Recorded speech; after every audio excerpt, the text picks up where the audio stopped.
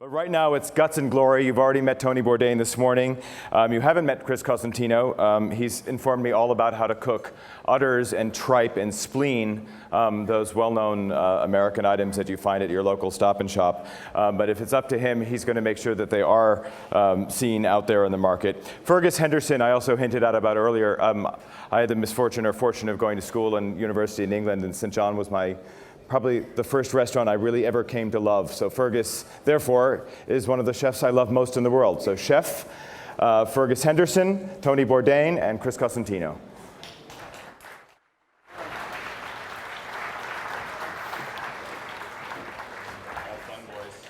Thank you. Ooh, we perched up on. Hello again. If there is, sort of an international subculture of like-minded chefs, there seem to be people sprouting up around the world. It's, for me, one of the most exciting, I don't know whether you call it a movement or tendencies.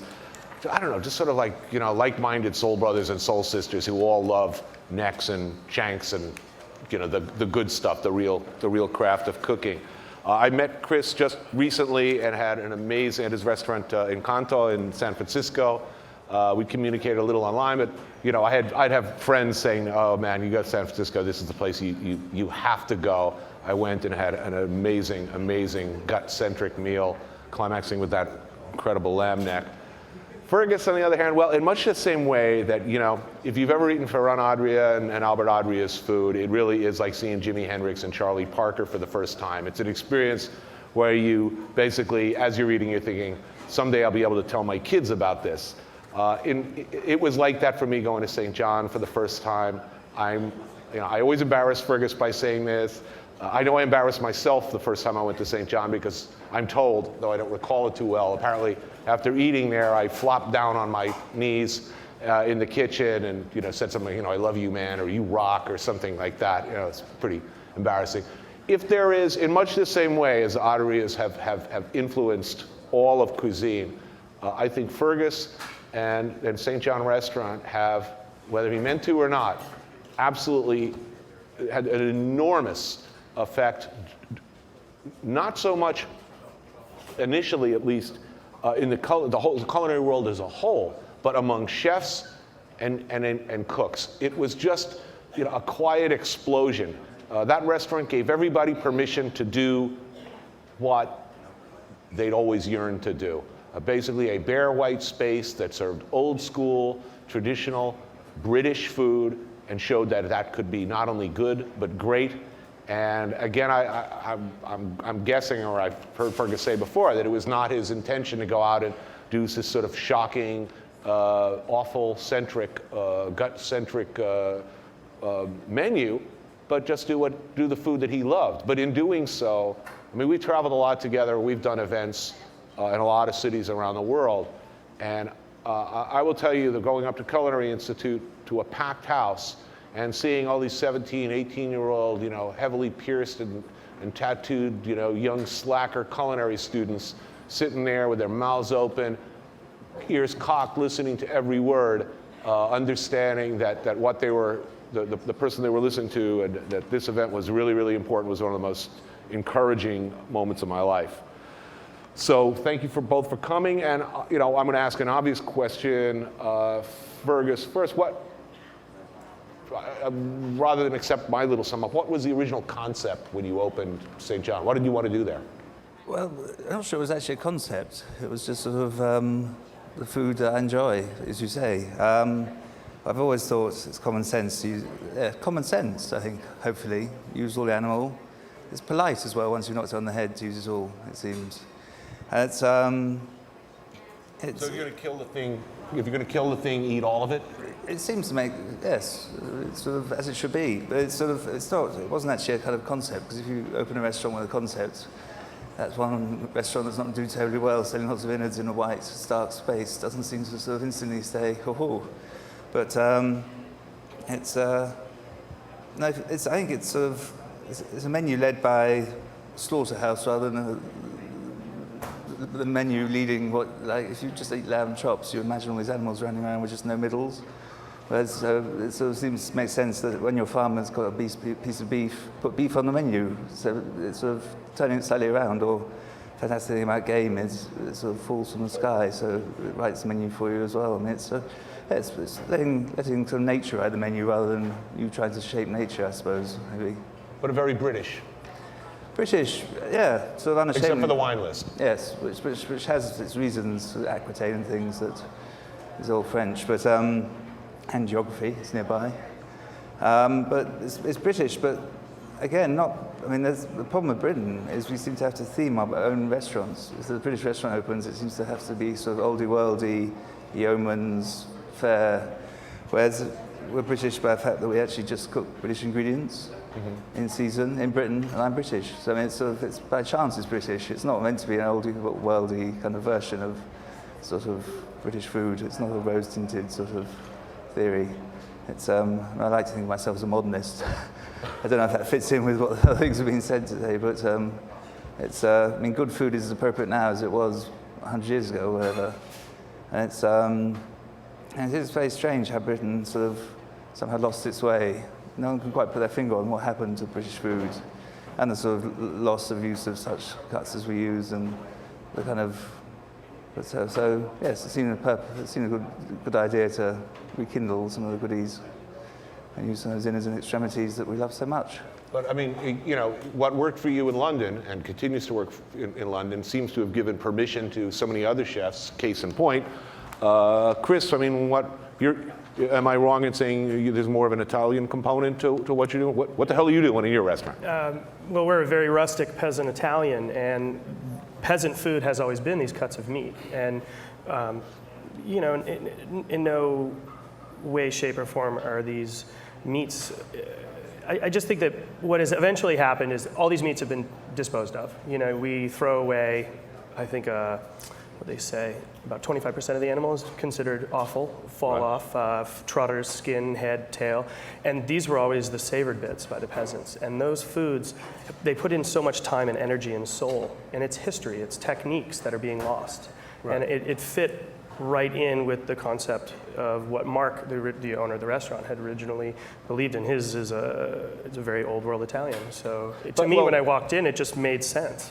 I mean, so nor are you, though you are mentioning a lot of ingredients in your upcoming book and featuring them in your restaurant that would be unfamiliar, certainly, to a lot of people. I mean, there's no shock, horror, freak-out component to this, nor are you in the waste recycling business. The fact is these are fundamental ingredients. If there is a common thread to great cuisines, Chinese, Italian, French, the fact is these are all vital, original ingredients that harken back to the very beginnings of cooking. So I mean, do you see yourself very much in that tradition? I mean, well, I try to look at a lot of the food historically. I mean, blood was used as a thickening agent, not only for savory but also for pastries. We offer what's called a fifth quarter tasting menu. You can call me a week in advance, and I'll do whether it be for 1 or 5 or 6. And it gives somebody the opportunity to try these things all the way through. So, for instance, this past year we did suet pudding with chocolate blood gelato. It's very straightforward suet pudding. I'm sure most of you have seen it, and I know you both have had suet pudding before. But using the blood as a binding agent in the gelato, and bottom line, it's good. It's great. I mean, if you haven't had, blood in its various forms, you're missing a lot. Hey, there's sanguinaccio. Bourdain noir. I mean, is there anything better? A coq au vin thickened with. I'm talking from the French angle now. Bourdain noir, blood, a nice mushy blood sausage that explodes when you cut into it. I mean, that is hot. Yeah. Blood has that fantastic sort of steadying sweetness. So if you're a little frail, with a blood cake will really sort you out. It has a sort of restorative nature. But I don't think it's the sort of testosterone bloodlust that drives us. I think it is because they're delicious. It's good. Yeah. Thickening coq au vin with blood. Okay, we're talking about blood. What is you refer to something called the nya factor? What is that? What do you mean? The nya factor. Yeah. It depends how you say it. It can vary. Well, what do you mean when? Well, it depends when I say nya or nya. I think it has a finite thing. I mean, it's the nya factor can be the texture of something, which is the nya, or then an addition of a caper or something is the nya. I don't know if that makes sense. Ah. Yeah. Okay, I misunderstood. I thought it was a vestigial understanding while eating that something Yes, died. has a about death. Never really referred to death. It's more. Yes, I know. It's more to do with sort of take ox heart, a fantastic thing. It has just the right sort of bite. It's not too much chew, but there's nya to it. So I suppose death comes into it. The heart has to be dead, but I mean it's never nya was never really referring too much to slaughter. It should be pointed out, by the way, that if you look at turn-of-the-century menus in this country, ox heart was on just about every menu. It was ubiquitous all across the country, a much-loved dish. It's amazing. A heart expresses the nature of the animal it comes from, like nothing else. I mean, an ox heart expresses ox, or a rabbit heart expresses rabbits, or a duck heart says duck. I mean, it's fantastic how the heart and matter really is the heart. That's what all the flavour is.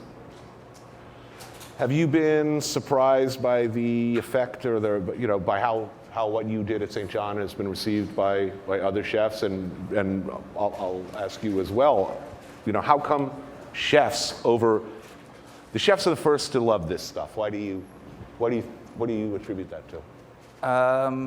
They're a gutsy lot, I suppose. It helps. I don't know. It wasn't meant to be a kind of. It wasn't a mission on our behalf to say, hey guys, ladies, come on, use this stuff. You have noticed that your restaurant on any given night seems to, be a who's who of chefs, not infrequently. Yes, it's strange why it should be chefs who turn to innocent extremities. I don't know, but it's, yes. My theory is, in addition to the fact that it's delicious, is that chefs are the first people to just be tired of the bullshit. We don't want, I don't want something stacked and twee and pretty, after work. I always feel like weeping with joy eating at your restaurant, for instance. What do you think? I think it just goes back to, it's almost like a comfort feeling, I think, when you get these cuts. And they're a joy to work with. You have, okay, say we'll talk about a beef. You go from one end to the other in the skeletal muscle. And it all tastes like beef. When you break into that inner part of the animal, they have that underlying flavor of beef, but their own unique texture and flavors that are based on beef. So you're working with, it's a whole new gamut of product that you're getting to work with, and it allows you to really enjoy the animal more. What's the most overrated cut of beef there is? Beef tenderloin. Yeah, me too. Would you agree with that? Yeah, so great, I can cut it with this spoon. So? There's no taste. It's like the Wagyu or the Kobe beef. Yeah. Which actually just means corn-fed beef. Yeah. It's massaged because they need to get the corn down it, and it's given beer because they want to make it more hungry. So it's very soft. But I mean, whoa. Yeah, especially the stuff in this country, Wagyu is just not the same thing. It's a sad thing. Yeah. I think chewing the cud is all a good thing. Is there a common thread between enlightened cuisine? I mean, my theory is that in the heart of every great cook, there's a Chinese guy. What do you think? My Chinese descendancy is quite vague. My Chinese relatives are a distant bunch. I just mean, an attitude towards food where there's the good stuff that's easy to cook, then there's the good stuff it's not like good ingredients, bad ingredients, expensive ingredients, cheap ingredients. And there's actually, this kind of resonates with what the Adrias talk about, the truffle and the pear example, which is better. The truffle, which is $1,000 for let's say a kilo or under a kilo, or a perfectly ripe pear, which is actually better. We know which one's more expensive or more rare, but which is better. And so the Adrias try to assign value to treat a pear like a truffle, and kind of trick your mind into appreciating what was good about it. So I guess what I'm saying when I say about a Chinese guy in the heart of every cook, there's that attitude of just because it's cheap and nobody loves it, or because it's ugly, or because people have forgotten how to cook it or haven't figured out how to do it yet, doesn't mean it can't be one of the most fantastic things given a little time, a little care, a little love. That's a strange thing. There's this theory that there's no more time, but people don't seem to, I think that's such a strange thought to approach cooking without thinking there's no more time to spend time on cooking. It's the best time. You're braising something slowly, get it going, you've got 3 hours to wait, have a few dry martinis, go and see a chum. If you hang around and smell the braising for 3 hours, I mean, it's great time. So I don't understand this. I think time's still on our side in the kitchen. You wonder, people watching Food Network all those hours, do they actually cook? Or are they just kind of tossing off in front of the tube? I don't think they cook. I mean, it's definitely lost at home. I mean, it definitely makes people want to go out and eat more in different restaurants. Which is good. It's definitely good, thank goodness for them, because they keep a lot of us in business. But at the same time, I think they're afraid to cook at home. They watch the shows, and yet they're afraid to veer from recipes. And, you know, working with, let's say we'll use a shank or a neck, you know, it does take time. It takes care to work with these cuts. And I don't think people are either interested in putting in the care or the time at home, and that's why a lot of these things have fallen out of favor, you know? So, you know, when you've worked a lot of years, even if you've worked a lot of years with food and kitchens professionally, I mean, Bill Buford in Heat talks about how professional cooks never say, you know, I'm cooking food, I'm preparing food. They always say I'm making food, and there is a sort of, you know, factory production line, aspect certainly to working in a professional kitchen. But he talks about these little epiphanies where the magic happens. In his case, he talks about watching fresh thyme flowers popping in hot oil. What cooking process, you know, when you find yourself around, what's magic to you still? You know, for me, bread or soup are a miracle to me. Definitely braising. Braising. I think there's a sort of moment where you want the magic to not stop in the kitchen, but carry on outside. I think the eater should be involved in the magic process. So, like our bone marrow, which is our signature dish, it comes out, and instead of being like a fait accompli, a plate which is a swirl of twisted things that all you can do is mess it up. That's your involvement, which is slightly rather sad involvement in your food, actually. Whereas we serve bones with toast, parsley salad, and salt. And of course, I think you should spread the bone marrow on the toast and put the salt on it, and then put the parsley salad and then eat it. But then it's Liberty Hall, so there's a sort of, I think the magic you're continues. Free to do what you want. Yes, you're free, but yes, and the magic's the seasoning at the last minute, and it's sort of, I think, yes, the magic should go beyond the kitchen. Well, that's a nice segue into my death row meal, as you know. If I'm getting electrocuted tomorrow at 7 o'clock in the morning, my death row meal would be the bone marrow at your restaurant. If you don't know of this legendary dish, it's you know, essentially a few hunks of veal leg bone, a few pieces of toasted baguette, a little dish of sea salt, as I recall, and a parsley, caper, onion salad, which you can then, you know, you scoop, as you say, there's that interaction, you scoop that lovely unctuous marrow out, smear it on the toast, sprinkle sea salt on, and maybe a little parsley salad, shove in face. That would be my, nothing possibly on earth in the food department anyway, could be better than that. What about you? You're getting the juice tomorrow. What would your last dish be? Well, I think it might have to be a sea urchin or two. Actually, quite a few, actually, I think. A nice big pile of sea urchins. Raw. And so you have a whole rich, there's such sort of fantastic spiky things, cut them open and eat them alive. And the musk of a sea urchin, I think, would be a very good one to die to. So you have that. You're making me hot.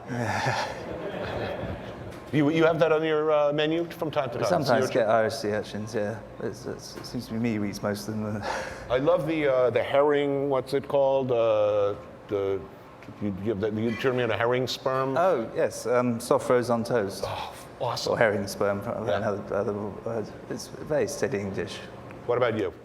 Blood sausage and a farm egg. Who's making the blood sausage? Me. And what style? Italian or French or what? Sanguinaccio style Italian. So is that kind of fluffy, wet? It has a ground farro in it. And dried ground farro, ground beef heart, and you pack it in nice, sear it really crisp with some eggs. That'd be it for me. Does sourcing matter? I mean, really, bottom line, for you, do you feel an obligation to use local products to the greatest extent possible, irrespective of other concerns? I mean, is it a priority to use local or organic? I kind of feel that organic, specifically with meats, because a lot of these cuts are filters, is definitely important. And the people that I'm using in the Bay Area are local. So I work with one particular company to get all my lamb, beef, and pork bits. I mean, you talk about using only happy pigs. So I know it's important for you, but do you think it's, I mean, you're getting your wine from France, dude, so where does that balance? Well, I mean, our pig man who grows middle white pigs isn't organic, but I've been to the farm and his husbandry is fantastic. So, I mean, it's a bit sort of like a little piggy Hilton they're living in. It's kind of fantastic, sort of, they're the happiest looking, and they are delicious. So he's not organic, but I know he behaves, so I'm very happy. I mean, it's, I think it's important, yes, I mean, our wine's from France, but wine travels better than pigs, I think. It was a very strange thing, the foot and mouth thing in England. It came out, we exported as many pigs as we imported. Now, where's the point in that? Right. It seems to be very strange. But if there were better pigs available in Malaysia and you could get them to your restaurant in good order, would you have a problem with that? Malaysia's a bad example. Okay, yes, let me think. But knowing how one feels after flying back from Malaysia to London, I mean, it's, I don't so want my, stressed. Yes, I mean, I don't want my pig to, even if it is traveling comfortably, there's no way it's going to be in good condition by the time it, I mean, the best animals I know, I go to Hebridean Island off the west coast of Scotland, and there's this sort of maca on the ground. It's this wild thyme and flowers. And the butcher's allowed to slaughter on the island, and the cattle just walk up to the shed, munching happily. She just opens the door, and they go. It's, I mean, it's the best meat possible because it's just, it didn't know it was coming, and it's happy, and it's, yes, so no, I think as near as, yes, I think keep your pig near. I'm getting so hungry.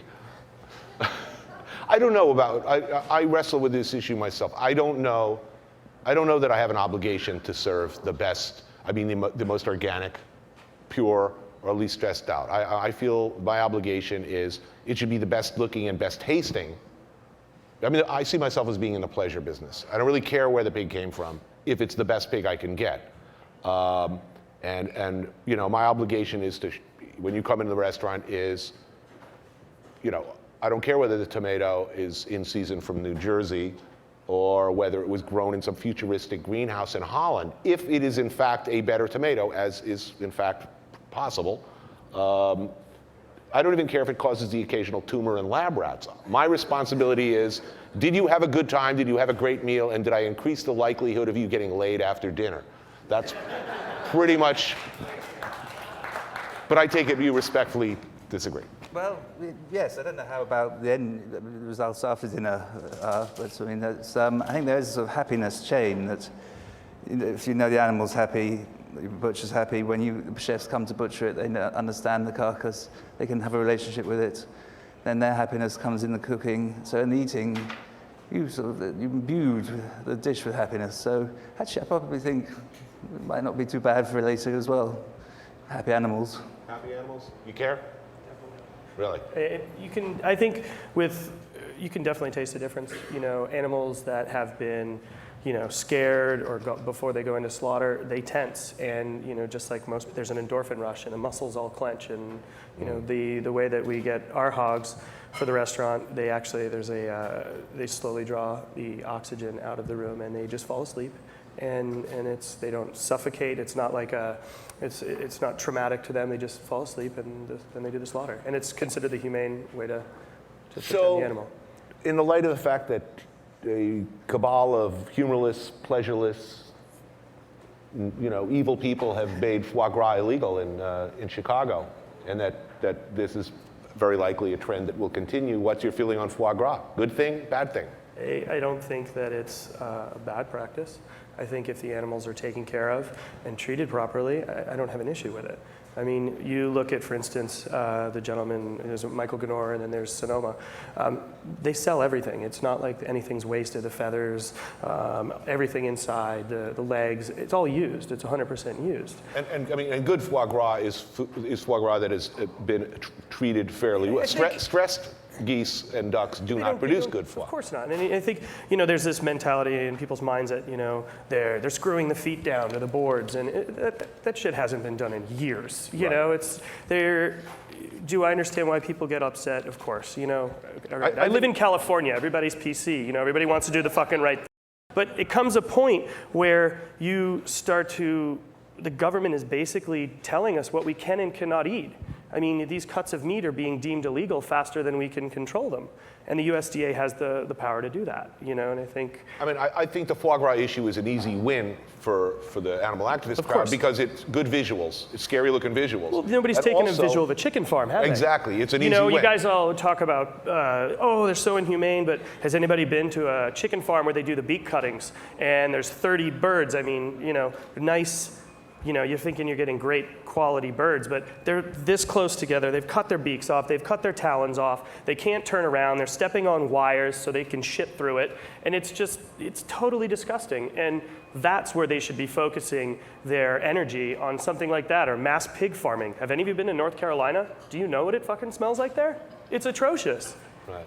But they're not going to win against America's voracious need for, you know, chicken and batter. They're not going to take down the kernel. No. They're going to take down the money people. They'll take down a few scared French chefs who, you know, are afraid of having, you know, scary videotapes of their children sent to them, or you know, their customers terrorized, or their businesses vandalized. What do you think about this foie gras thing? Do you think we're going to see the end of it in our lifetime in England and America?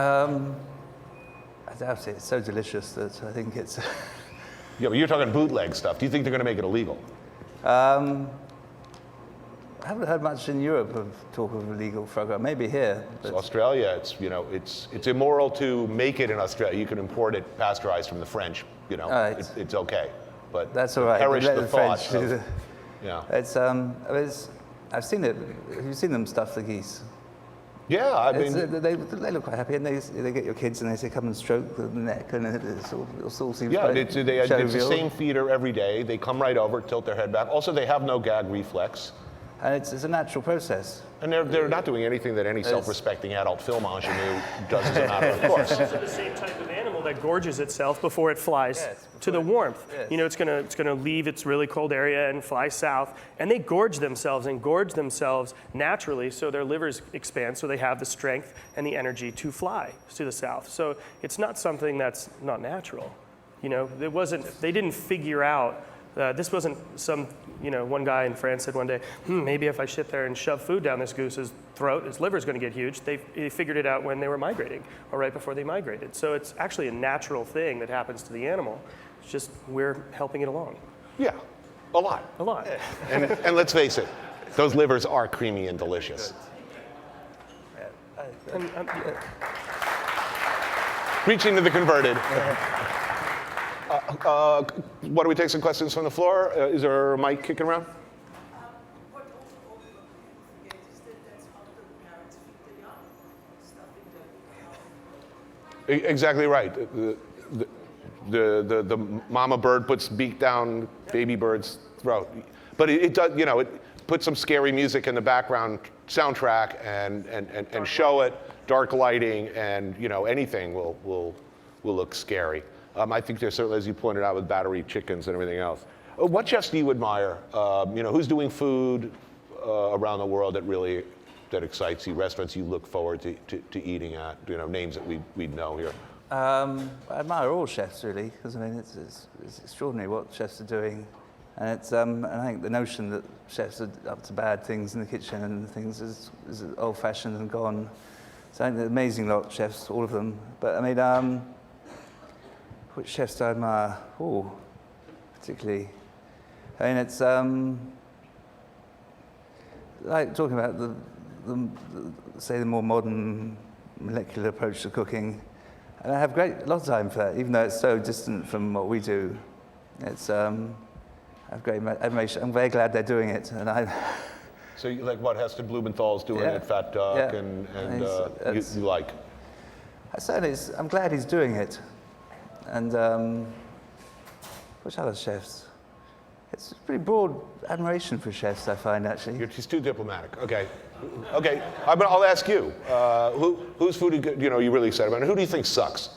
Oh, you had to throw that one out. Or you can kind of I'll give a general. You don't have to Well, give a name. you know, every time I go to London, I, of course, always look forward to going to see Fergus. He has been a great help and inspiration in what I do. And then Jean-Louis Paladin was big for me. That was for you. I think if you have 10 chefs sitting around having drinks late at night, reminiscing about Jean-Louis, at least 5 of them will start crying. So I'm with you there. A great man, a great educator and mentor to many, and I think he's definitely sorely missed. So you want to take questions from the floor? Sure. Yes. Actually, regarding the condition of tripe, for instance, when I was quite young, I grew up eating, for instance, tripe. And I recall when my grandmother made it, everyone left the house. Simply because of the condition it was in when it was brought home. And I know that perhaps 15 years later, when my mother would make it, it was more tolerable. But now you can go to a supermarket and it's blemish-free, pure white, and processed. And I was wondering what condition, particularly Chef Fergus, when you get tripe into your restaurant, at what stage has that been prepared? And I assume in San Francisco it's probably similar to here, and that it's pretty far along the path. And I've also seen the same thing, for instance, with kidneys. Even in my own memory, I can recall them smelling like piss, and there was no getting around it. But now, when you get the kidneys, they're 2/3, if not 3/4 of the way through the preparation, as far as before you actually prepare them to cook. And I was just wondering what your experience is in the markets that you work out of. Well, I think sadly we have to use the same tripe as you. It's all bleached and white, and that's the only tripe we can get. I've just been in Australia where I was cooking, and we got unbleached tripe, and it's another thing altogether. It's a treat and a joy.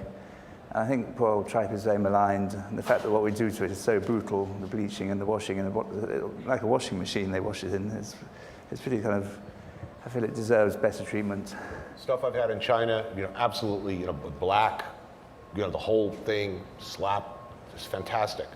I think there was a stage during the cooking process where it can smell like wet dog, but by the end of the day, I think it's a great.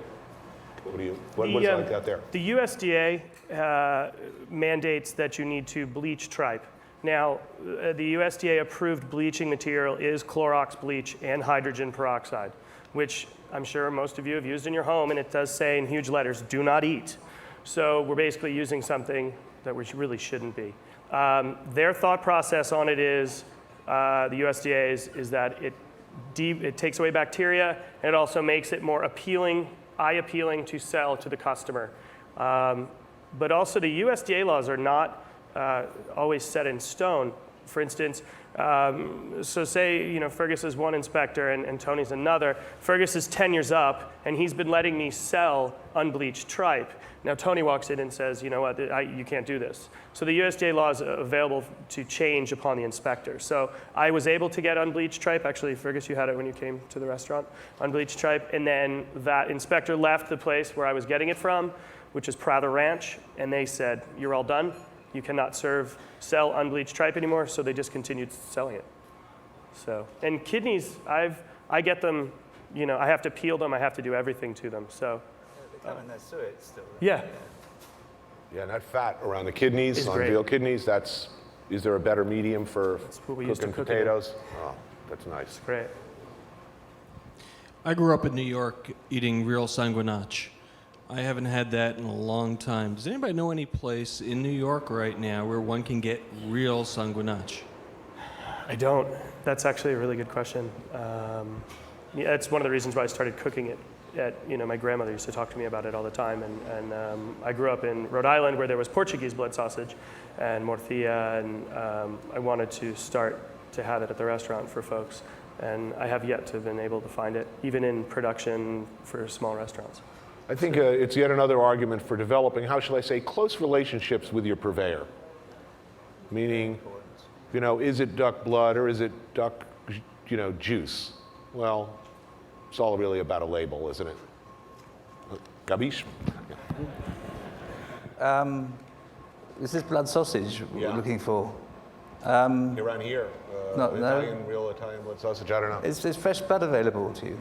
Is what? Can you Yes. get fresh? You can I get fresh can, blood. if I give a 3-week heads up, I can get, it literally looks like it comes in a 1-gallon milk jug. Yeah, chicken blood. If you go to a live, they sell live poultry. They'll do the job in front of you, and you can walk out of there with chicken blood. Pork blood, you could buy frozen on 9th Avenue from some of the pork stores. of the Asian Duck markets. blood you could buy as it's labeled as something else, but So make your own sausage. yeah. You can get it in cubes sometimes in Chinatown, the coagulated cubes. Oh, those are But great. Yes. When in doubt, always go to Chinatown Go to or an Chinatown. Asian market. What do you I'm do? going at 3:30 this afternoon to get things. Yeah. Anyone else?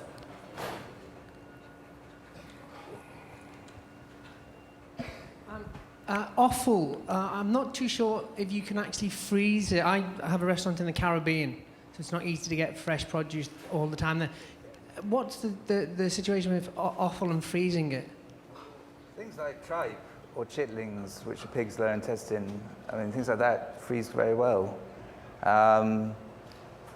When you get to kidneys and hearts, I'm not sure I'd be so keen.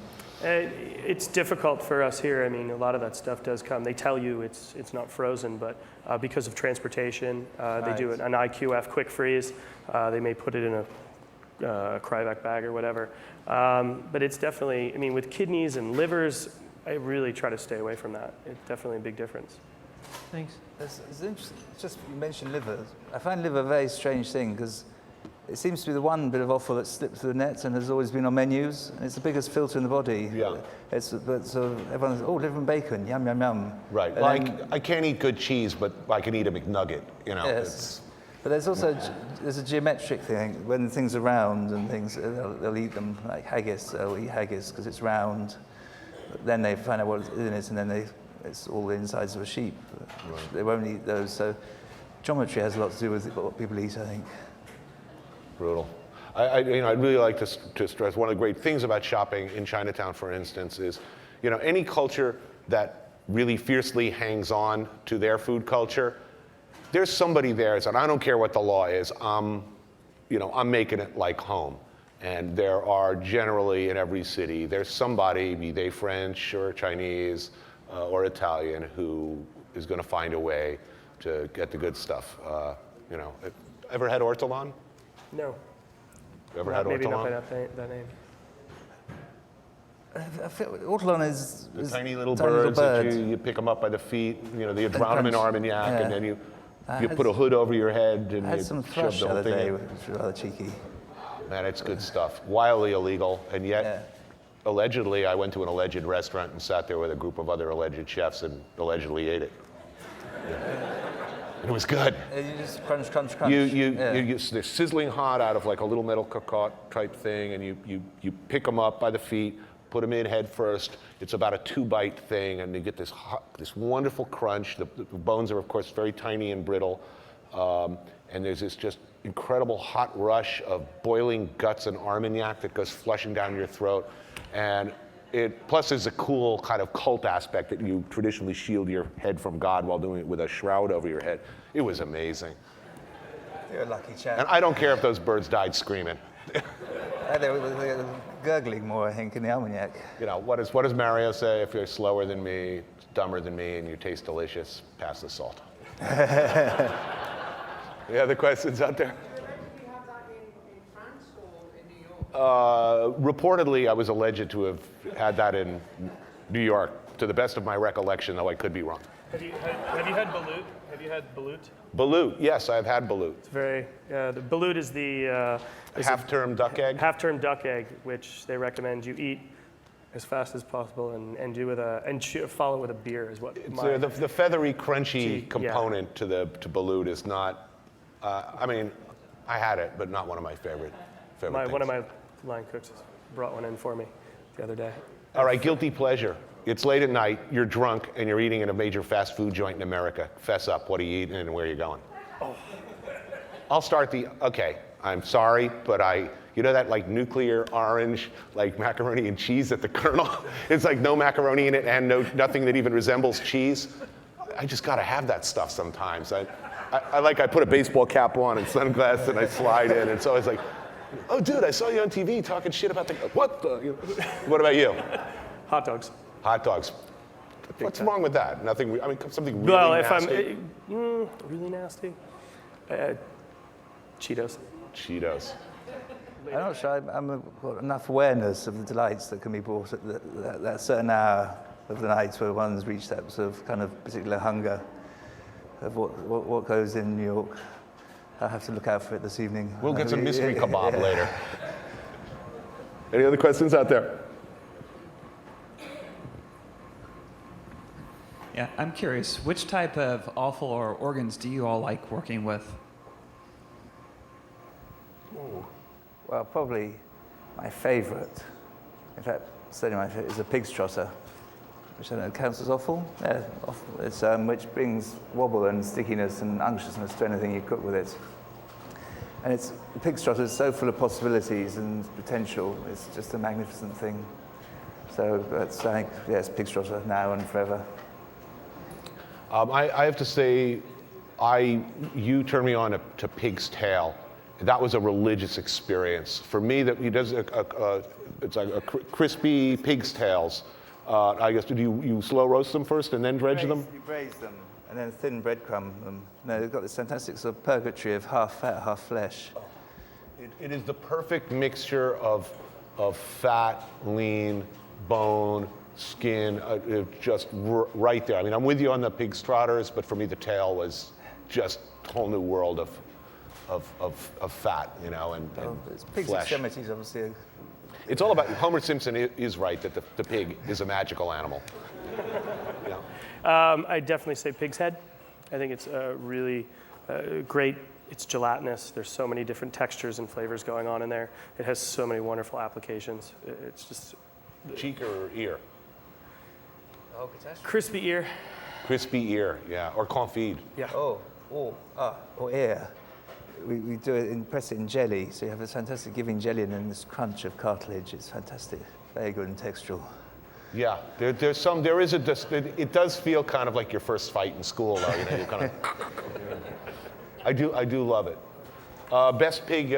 Who's doing pig right in non-Western, or let's put it this way: non-European, North American cultures? Where's the best pig you've had? Or anywhere. Best pig. Other than Best your own. what, breed or? No. I mean, Piggy moment. they killed Portugal, or lechon in Puerto Rico, or Asia, China. Oh, I remember that pig now. Yeah. It was, I was walking in Italy in this fantastic little inn. This amazing old lady ran, and on the first day there was the pig squealing all the way up the valley, and then the rest of the day, rest of the week, every day there was a bit of a pig to take up the mountain with us, which was fantastic. And then ending with a belly rolled around all the innards, served cold as a sort of sausage, chopped on top of an Italian mountain. That was a very good pig. I'm so having pork for lunch. Yes.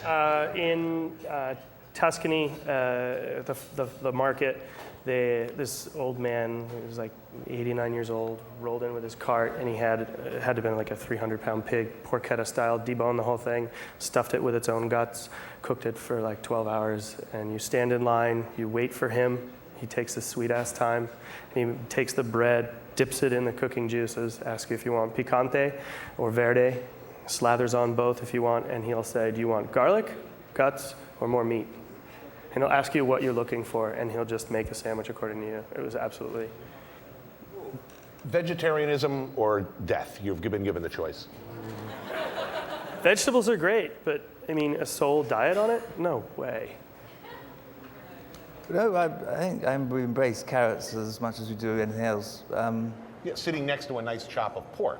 Yeah, I think I'd miss pork fat. I think it's a shame. So vegetables, you could live with vegetables if cooked in animal fat. I think they work well together. They well work together. They're a nice compliment. Yes. Any other? There was one here. Yeah.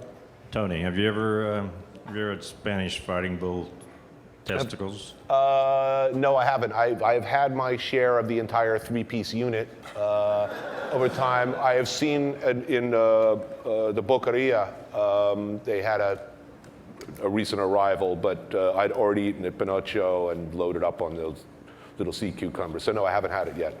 Is that something I'm missing? Absolutely, and they're especially good and exhilarating if you have them on the hoof, as some matadors have done. On the hoof? Yeah. What do you mean? As they go by. I have a can question arrange for you that then. for you. I have a question for you. Why is it, like sheep's testicles are like a small animal, they're like the size of papayas, and yet a bull's testicles are tiny. It's like the Stallone syndrome. I don't really get it. The bigger and more muscular, the tinier the testicles. Well, it's a question for another day. I'm actually not an expert in bull's testicles, so I'll pass that on to somebody else. Yeah. Going back to the porchetta guy. Yes. Have you been able to find the millefiel and the lampredotto? Lampredotto is the Bible stomach, which is it has many leaves. And again, there's a restaurant in the same market right off from the guy outside that you can get lampredotto sandwiches. You can buy it. I know Nyman Ranch sells it.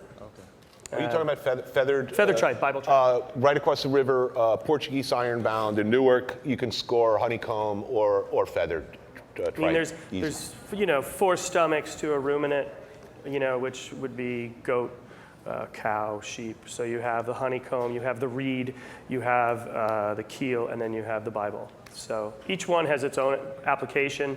They're used in many different cultures, many different ways. Some work better for frying, some work better just braised, some work great just cold. But the Bible tripe lampredotto is pretty amazing. I've never had the actual dish here in this country, but I did have it multiple times. I also had lung. They did braised lung, then they grilled it and did a padino of it, again with the salsa picante verde at the same restaurant. And they dipped the unsalted Tuscan bread in the broth, thank God, because the bread's like chewing chalk. How is the lung? Lung is the one organ that somehow, besides putting in faggots and stuff, I find that lung doesn't get me going too much. It was different than what I'd expected. They float. And you worked with them. They float. They call lights because they float. And, they were cleaned really well. They were braised with a lot of aromatic vegetables, and then pressed, and then grilled. And it was really a nice texture. Yeah, I like the sound of the pressing. Sounds good. Yeah, they treated them pretty much like sweetbreads. That just took them a little bit longer. Right here. Back to the foie gras issue. Is there anything us chefs can do to fight back? Sell foie gras.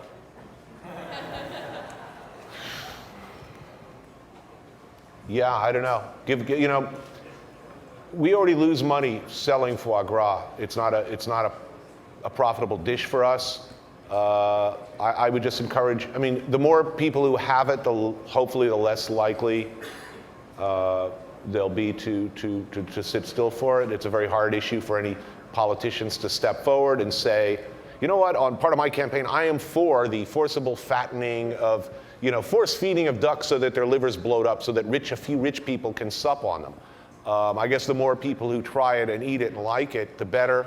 I'm pretty pessimistic on is there anything we can do. I frankly think the bad guys are going to win the day. I would just encourage, enjoy it now, while you can. The thing to think about is, they've outlawed a food product. What is next? What is going to be next? What are they going to tell us we can or cannot eat? I think it's something to really, really seriously take a look at. Well, and it's not just, it's a state of mind. Look at the whole food thing. They decided to remove lobsters from their businesses because they were concerned about lobsters, and they are seriously examining the clam issue. Oh, come on. It's food. People are being force-fed in this world, and they're worried about a fucking mollusk. A lot of people are thinking like that now. They're concerned about penning up clams and mussels in tanks. They're not able to run free. Edward Furlong got busted in Tennessee, like a landlocked state, right, trying to free a lobster. What are you going to let a lobster loose, on a major highway, 600 miles from the shore? He's getting congratulatory letters from PETA. What are you thinking? Maybe for some interesting roadkill. Edward Furlong or the here. I just have a quick question. It seems to, I mean, my understanding of Chris and Fergus, it seems to me that your menus of offals are predominantly come from land animals, and I was wondering if you guys use any like offals from fish. I mean, is there something other than ankimo or like, you know, monkfish liver that you guys like and that you use that comes from the sea? I use quite a bit of fish offal. Actually, when Tony came in for dinner, he had tuna maw, which is tuna stomach and the intestine. It's a very traditional Italian dish called tonarati stew. The actual spears of the tuna during the matanza, they weren't allowed actually any of the fish, so they were given the head and the gills and the stomach. So there's many dishes also in Asia. Of course, you know, you can use squid. Squid intestines can be deep fried. I use fish stomachs. I use fish liver when I get whole fish in and they come with their organs in. If the liver is nice, I'll serve those as a muse. Sea urchin, the interior of this, not sea urchin, so sea cucumber, the little sea cucumbers. So it's definitely there. I mean, it's just something you need, specifically with fish, you need to be very adamant with your purveyor. You know, this has to be impeccable. I think there's a whole tradition in Japan of collars, you know, fins and collar restaurants, cheeks, fully understanding the head where the best meat is. But the most exciting ingredient in that area that I've had was at El Bulli, where they served me the simplest dish in the world, just a big scoop of tuna marrow, raw tuna marrow, sitting in a bowl with a little Sevruga caviar sitting on top, and it was unbelievably good. Simplest thing in the world. It's like a little capsule of jelly. It's incredible. Yeah. This is a quail egg for you. Everybody gets their own quail egg. Oh, thank you.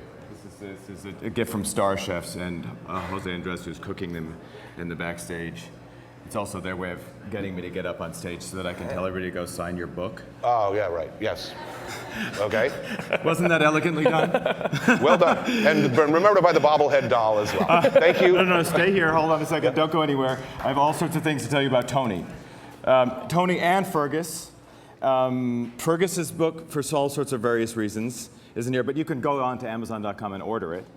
Called The Whole Beast here? Called The Whole Beast. It's such an amazing book. Has the best hangover cure in it, amongst other things. But we couldn't possibly tell you why. Your book is here. So we'll be at the Border stand, so Tony will be signing books there. Pierre Hermé, who it's embarrassing because we also had Monsieur Adrien's, all these pastry chef wonders are here. Pierre Hermé is signing his book. I'll be signing my book. Everybody's signing books. A lot of all book signings going on at the Borders. Lunch. There's lunch going on as well. Don't all rush in at one place. But lunch and signings are all happening in the same place. The beer, also a good thing to know about. Bert Vandel's beer seminar, which was sold out, is sort of sold out, but not really. So what I've been told is first come, first serve. Whoever gets there first won't be charged the $20 to get in for the few seats that they have spare for that. You guys will get first. You can run first. I just want the beer.